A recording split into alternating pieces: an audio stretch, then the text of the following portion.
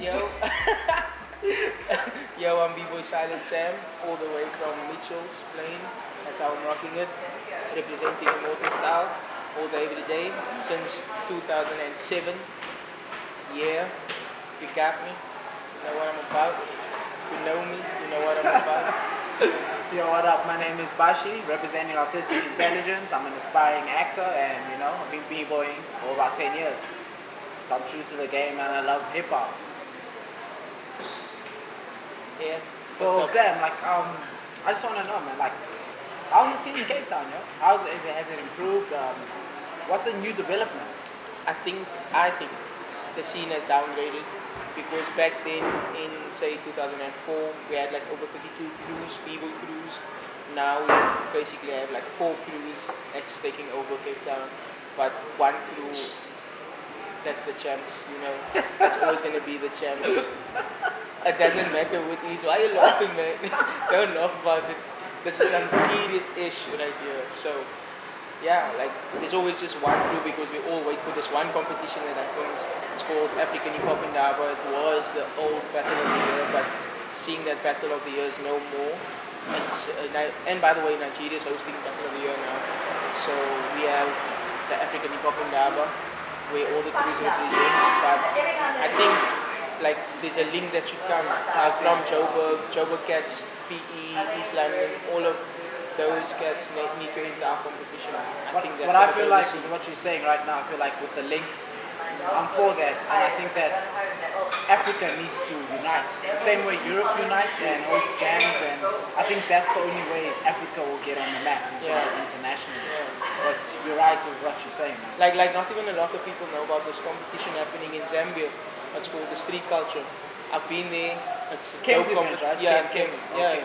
Props to Kim. Props to Kim. Props to Kim. Used to Shout be in out, Fusion shout Lords. out to Props Kim. to you, bro. Props. All day, every day. Yeah, but yeah, I think one thing that separates or breaks down like the cruise, it's people stealing like individuals from the cruise. If they see someone is dope, like for instance, Tofik is dope, like people will take Tofik out of They what's cool, like yeah, sushi power, sushi power. but he's not with Sushi Power. He was with Return to Burn. You know what I'm saying? Yeah, I So understand, so I understand. as soon as the young cats come up, the old cats always like, oh no, we need to shine. You know what I mean? And they at the end of the day they take the young kid out of the crew, and obviously the kid won't know because at the end of the day they thinking, wow, this is gonna up my game. This is gonna bring me to the next level of my I wanna dance. stop you there. You said the kid won't know. I was in a similar situation, man. Like with my old b-boy crew, but there's no beef, man. There's no beef. Because like I really enjoy breaking with them. It's 0 to 1 b-boys. Mm. The guys are dope. I feel like they've been around and all that stuff, but I feel like where they missed out is that the fact that I am young, Yeah. and the fact that I felt like I could have taken the crew further. Oh, you mean like a legacy, like Yeah, next legacy, generation? next generation, and I Okay. feel like the guys didn't understand that. Yeah. But there's not, I don't hold anything back against them because I really enjoy who they Being are, part of being it. part of the Yeah. crew, and they've actually helped me grow in Yeah. terms of a marketing perspective. So with that being said, it's been dope, but Yeah. I had to move forward, and right now I'm with Autistic Intelligence, and I'm proud and I'm happy about that. Yeah, me too. Like I've done that. Like with a couple of crews, I left a couple of crews. Ubuntu. My first crew I left was Subject B. Then I went to Immortal Style. We created Immortal Style actually in 2007. So And wait, so technically, you are a crew hoe. I can say the same to you. But that's not the thing. That's not the thing. Wait. I have to stop you there. This guy's a rude man. Oh my word. Okay. I think you also look through if you look at it. No, I agree. I've been in a lot of crews. Yeah. At the end of the day, for me, I also thought about self growth then, but it kept my crew stagnant, man. Like my crew didn't move forward that much as what I would think. Okay, because if you grow with a crew, you grow as a family, you grow as a company, and you learn a couple of stuff as you go along. But by me being outside in different crews, I also learned a lot from all the other different crews, and I brought it back home because my home was That's very always Immortal important. Style, Because I grew up with those cats. Like I know one B-boy, B-boy Sally is part of immortal style. I know him for 20 years now, and it's like pretty long. I just want to go back in terms of like talking about the scenes. Like we spoke about Cape Town, but now like I need to speak about Johannesburg because I feel like the scene there, it's dead. Why? I'm not gonna lie about it. I feel like the guys don't know they don't know what the culture's about. Yeah. You know what I'm saying? I feel like when you're in the scene and you feel like you need to practice for one competition and you don't even show up to sessions, you don't even show up to like jams, other jams, and you just focus on one competition, and in the end you complain when you lose in the first round of a battle and you wonder why. Do you have any examples of those videos? Um, I don't wanna jump the gun, but like if I want to be honest, like I have to say, like there was a post that I saw, but not from Johannesburg, but like back in the day of Tarquin Okay. from Durban. Oh, I remember that. I remember. I think Yaish, him and Yaish were like, Him and Yaish had like a problem together. Like I think they were both right.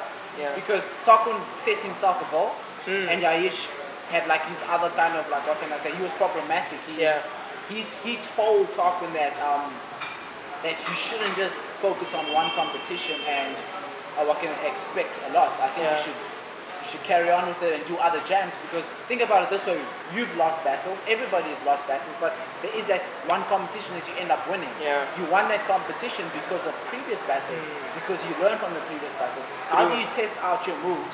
But on the tip of that also, like when you look at the basic competitions, like a lot of b-boys practice, like you said, they practice for BC1 or any big competition. At the end of the day, it's not about that competition to make you a dope b-boy, because we've been like, I mean, I've won a lot of different battles, building up to BC1 Battle of the Year, but I haven't won that competitions. Sometimes you also have to choose your competitions. You think of it, because sometimes the odds are stacked against you. Maybe this guy had a beef with you, or even if he's a competitor in a previous competition and he still has that beef because he maybe lost against you, you're gonna lose because he's judging the competition, and that's how the scene is in Cape Town. In terms of choosing competitions, I get you, but don't you feel like we're not based in Europe? Because in Europe there's like competitions every weekend, but like in Cape Town, Johannesburg, in the scene here, there's not a lot of competitions. So technically it's harder to choose from. Yeah. So you have to enter competitions, but it's not just about competitions. It's about gathering, going to sessions, and going to all that stuff, being part of the culture. And I feel like a lot of people in Johannesburg, I can't speak for Cape Town because I don't stay there, but from what I've seen in Cape Town, it's more real. Yeah. You know what I'm saying? There's more real cats here. I think I said it a couple of times. Like we don't have a culture, we have a scene.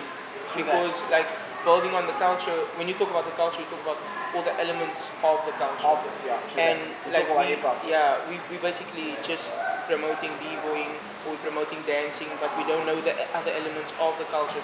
And like as soon as someone has a different cat, like he does something different, like graffiti or something, then they're like, yeah, what you doing? You're not supposed to be there.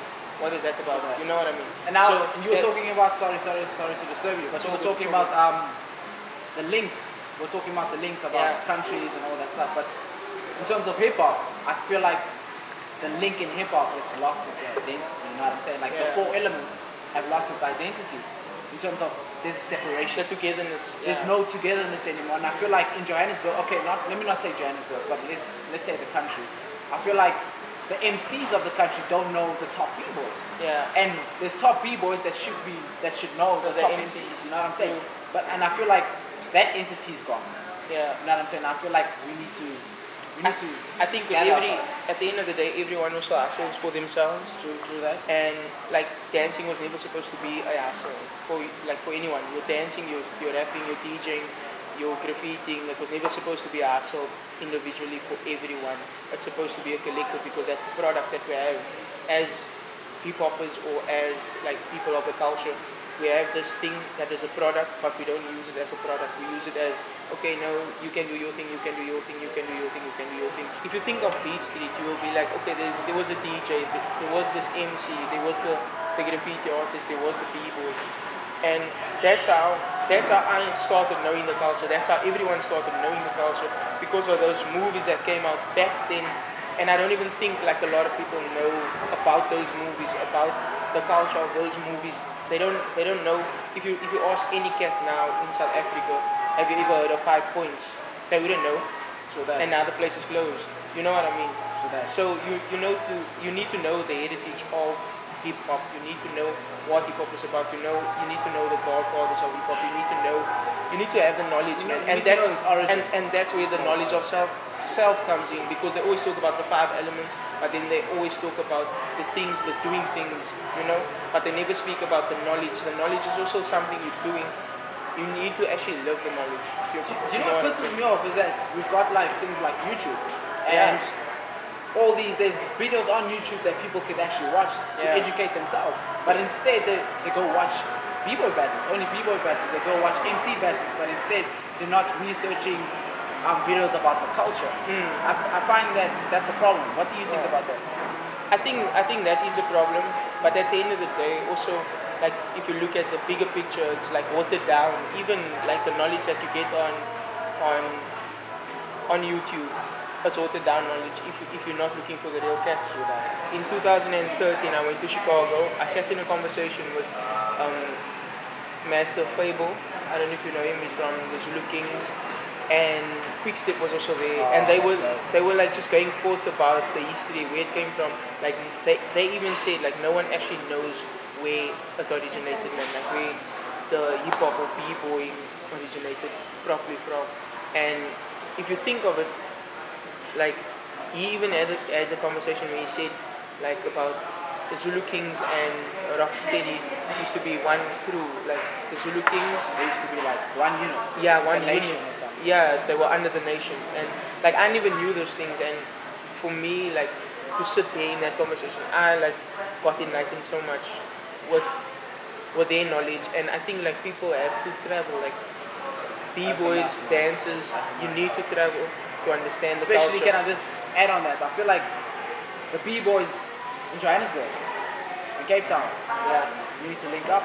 of course. I mean, I think b-boys from Johannesburg need to start traveling down to Cape Town. It's Of like course, it's they like people should. are scared because I hear it all the time. Like, I'm gonna go down to Cape Town. I'm gonna go down to Cape. At the end of the day, boom, they stay in Johannesburg. You know what I'm saying? I feel like people are afraid to use their own cash to travel. They just want cash Want to just come freebies. to their, freebies. You know what I'm saying? And I feel that that's wrong, man. But anyway, I just want all the b-boys to. It's time to push as a nation. Yeah. We need to get to another level True. as a nation. Yeah. Do we? Oh, didn't you want to ask me something about the judging? Oh yeah, I just Yeah. wanted to ask. I mean, like, what's your opinion about who's qualified to judge in our country, in South Africa?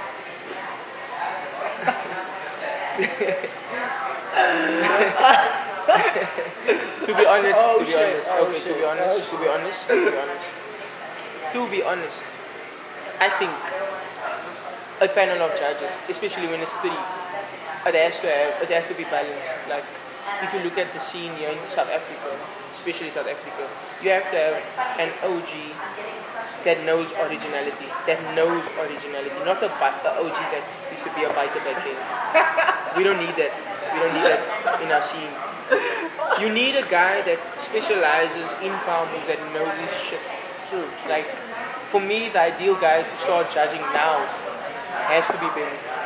Like, he's paid his dues He's paid throughout his dues, yeah. throughout That's true. everything, and he's like one of the guys that I think That should is- be judging. Yeah, he's qualified as a Consistently, judge. like Yes. consistently. Um, where the other stuff is concerned, like the other judge needs to have a balance of both, like both worlds, originality, power, footwork. It doesn't matter. It needs to be relevant as well. He needs to, he needs to be relevant, but also he doesn't necessarily need to have the hype. Yeah, true That that. because most of the time, like a lot of people have hype, but they don't know how to teach, and they don't know how to like how to judge, especially because they think what they're doing is proper, but yet it's also fitting.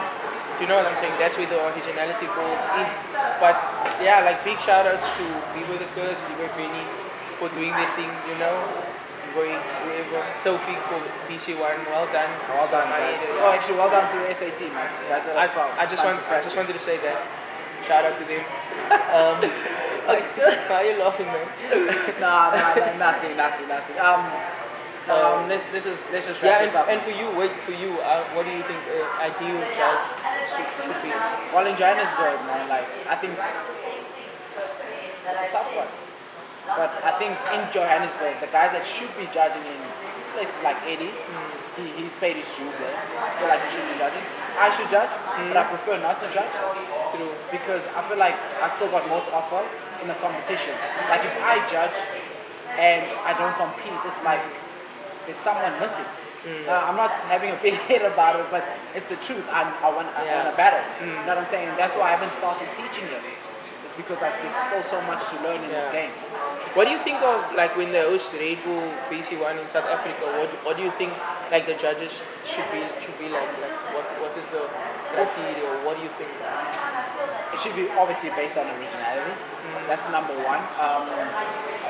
Appearance, how you handle yourself in a battle, like your approach, man. Like, I mean, like, okay, I'm not a fan of this whole bottle stuff. Yeah. If you do a bottle thing, if you request the bottle, Yeah. that for me is a point against you. And I feel like it's a point against you because I feel like B-boys need to show that hunger now. Yeah. Like if I was judging and if I see that hunger, that guy's really got my attention. But the other guy's almost like, Surely. you know what I'm saying? What am I going to judge on this guy? So what do You you know what do you think of like if I propose this to you? Like what do you think if we had like a full panel of foreign judges? Would it help us? that would help because these foreign judges probably wouldn't know the majority of the B-boys. You know what I'm saying? That Now would that's really, also one of the that things would like really help. like that I look at like if That's you important. look at it, how can you like judge any friends, man? Like your friend is battling while you judging. I think true, that's man. That's true. that's a whole lot of bull crap. That's as far as like the Rebel BC1 is concerned. Listen, it's a dope event. Like we can't argue with Of that. course, It's a of dope course. event. But I feel like in South Africa, the main problem is the judging. Yeah. It's the judging panel. And that's also making the culture die down, or the scene die down, because like a lot of the b-boys, even I'm one of the b-boys that don't want to enter the competition anymore because I feel like sometimes it's unfair, man.